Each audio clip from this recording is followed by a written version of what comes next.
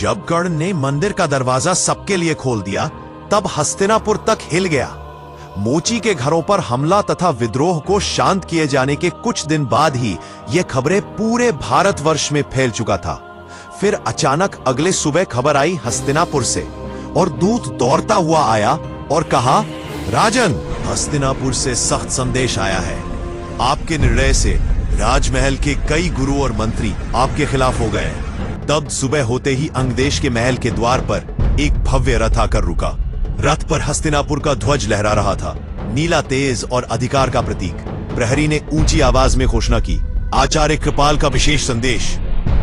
कर्ण सभा में पहुंचे। वहां एक वृद्ध, तेजस्वी पर कठोर चेहरे वाला दूत खड़ा था।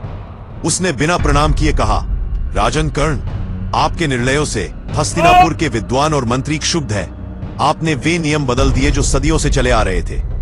कर्ण शांत रहा और बोला, यदि सदियों पुराने नियम मनुष्य को छोटा बड़ा बनाते हो तो बदलना ही धर्म है। दूत तमतमाया, कौरव दरबार में चर्चा है कि आप धर्म का रूपांतर कर रहे हैं। कर्ण ने दृढ़ स्वर में उत्तर दिया, यदि न्याय देना रूपांतरण है तो हां, मैं धर्म को सही रूप मिला रहा हूं।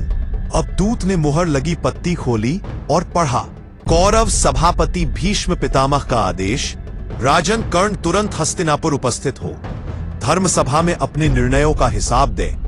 सब समझ गए, अब यह संघर्ष गहरा हो चुका है। कर्ण ने धीमी सांस ली। भीतर से आवाज आई, तू तैयार है कर्ण? अब तूफान शुरू हुआ है। उसी क्षण सूर्य की किरण उसकी कवच पर चमकी, मानो देवता स्वयं सहमति दे रहे हो। कर्ण बोला, मैं हस्तिनापुर जाऊंगा, पर उससे पहले एक अधूरा काम है। कर्ण घोड़े पर चढ़ा और नगर के मुख्य मंदिर की ओर निकल पड़ा।